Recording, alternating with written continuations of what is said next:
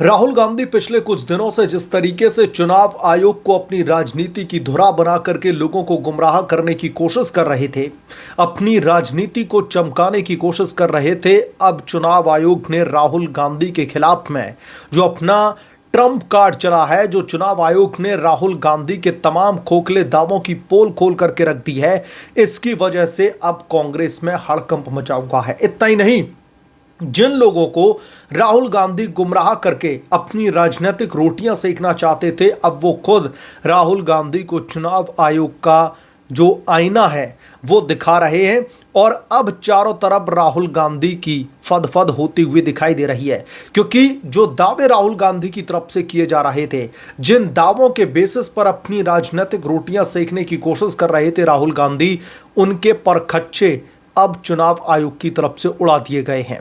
क्या है ये पूरा मामला, इस रिपोर्ट में इसका हम विस्तार से विश्लेषण करेंगे, लेकिन उससे पहले आपसे आग्रह है कि चैनल को सब्सक्राइब कर लें और अगर आपको वीडियो पसंद आए तो वीडियो को लाइक जरूर करें। चुनाव आयोग के खिलाफ में राहुल गांधी ने कैसे 7 फीट के कागज के बंडल रख करके अपनी प्रेस कॉन्फ्रेंस कंडक्ट की थी और उस प्रेस कॉन्फ्रेंस में कितने सारे सवाल चुनाव आयोग को लेकर के दागे थे, और उन सवालों के बाद में इस देश का एक तबका ऐसा भी था जिसको लगने लगा था कि राहुल गांधी इतने सबूतों के साथ में आए हैं तो यकीनन तौर पर चुनाव आयोग की मिली भगत रही होगी भारतीय जनता पार्टी के साथ में, नरेंद्र मोदी के साथ में।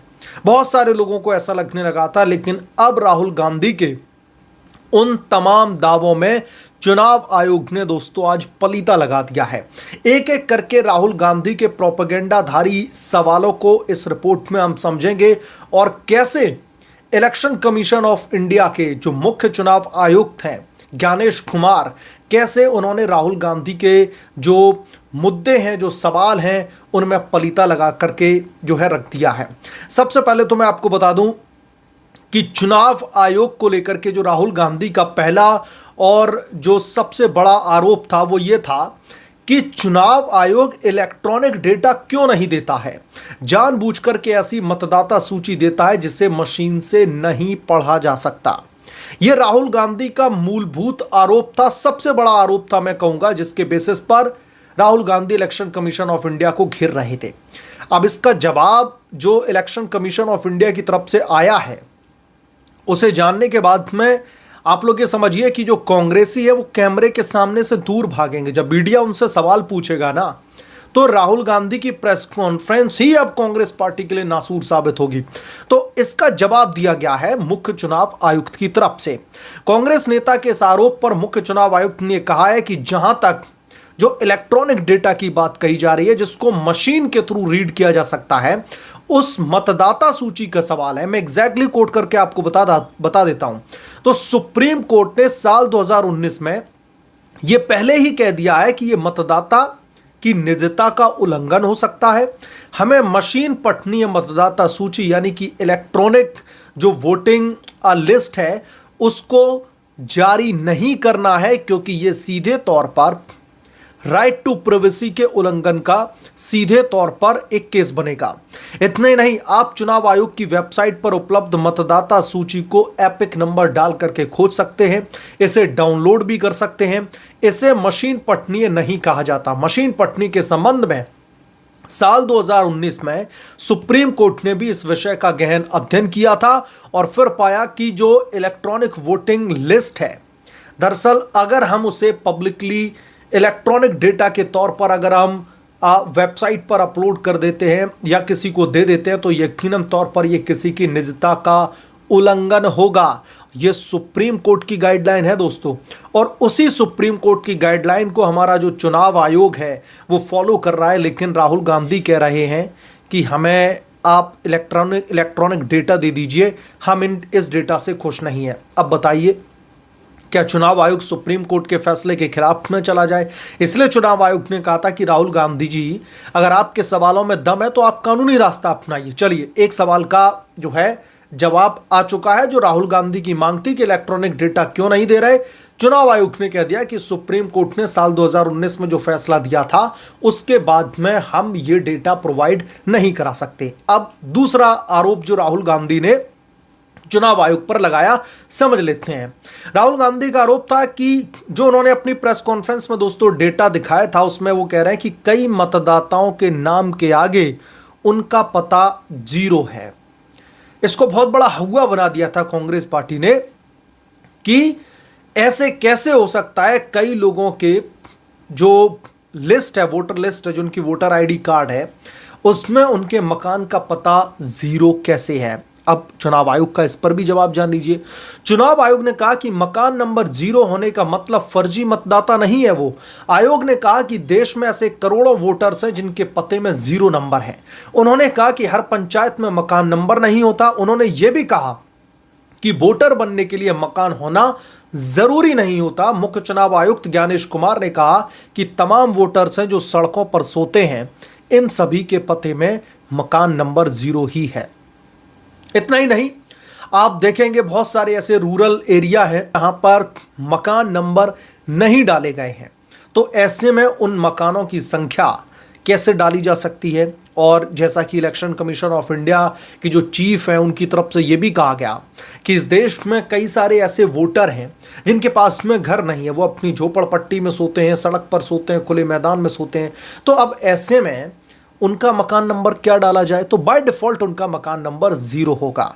तो राहुल गांधी की हिपोक्रेसी नंबर 2, जिसको चुनाव आयोग ने एक्सपोज कर दिया कि आप जो कंसर्न दिखा रहे हैं, जो इस देश की जनता को गुमराह करने की कोशिश कर रहे हैं कि तमाम मकानों के नंबर 0 कैसे हो गए, तो उसका जवाब यह है कि कई लोगों के पास में घर तक नहीं है, वो सड़कों पर सोते हैं और वोट का अधिकार लेने के लिए मकान होना जरूरी नहीं है। तो ऐसे में प्रोपेगेंडाधारी राहुल गांधी का दूसरा जो आरोप था, उसको भी पूरी तरीके से नेस्ता नाबूद कर दिया इलेक्शन कमीशन ऑफ इंडिया की तरफ से। अब राहुल गांधी का तीसरा और दिलचस्प आरोप, राहुल गांधी ने कहा था कि एक ही आदमी कई जगह मतदान कर रहा है। वोट चोरी की यह मिलीभगत चुनाव आयोग और भाजपा के बीच में है। यह जो आरोप था ना दोस्तों, इसने बड़े पैमाने पर कंट्रोवर्सी क्रिएट करी है। राहुल गांधी का प्रोपेगेंडा कितने लेवल पर जो है उसको वो चलाने में सफल साबित हो गए, वो तो आगे आने वाला वक्त ही बताएगा। लेकिन इलेक्शन कमीशन ऑफ इंडिया की जरा दो टूक सुनिए। जो राहुल गांधी ने सवाल पूछा था, आरोप लगाया था कि उनकी इन्वेस्टिगेशन ने, उनकी जो टीम है जिसने पिछले 6 महीने में ये डेटा खंगाला और पिछले 6 महीने में ये पूरा का पूरा डेटा में फर्जीवाड़ा पाया, तो उनके मुताबिक एक आदमी कई जगह वोट कर रहा है। अब चुनाव आयोग का जरा इस पर जवाब सुनिए। मुख्य चुनाव आयुक्त ने दोहरे मतदान और वोट चोरी के आरोपों को निराधार बताते हुए खारिज कर दिया। भारत के संविधान के मुताबिक केवल भारतीय नागरिक ही सांसद और विधायक के चुनाव में मतदान कर सकते हैं। अन्य देशों को लोगों को यह अधिकार नहीं है।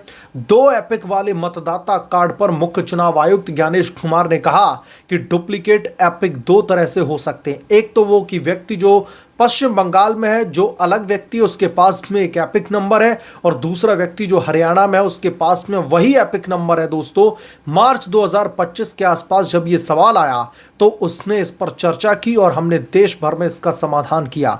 लगभग 3 लाख ऐसे लोग मिले जिनके एपिक नंबर एक जैसे थे, इसलिए उनके एपिक नंबर बदल दिए गए। दूसरे तरह का डुप्लीकेशन तब आता है जब एक ही व्यक्ति का नाम एक से ज्यादा जगहों पर वोटर लिस्ट में होता है और उसका एपिक नंबर अलग अलग होता है।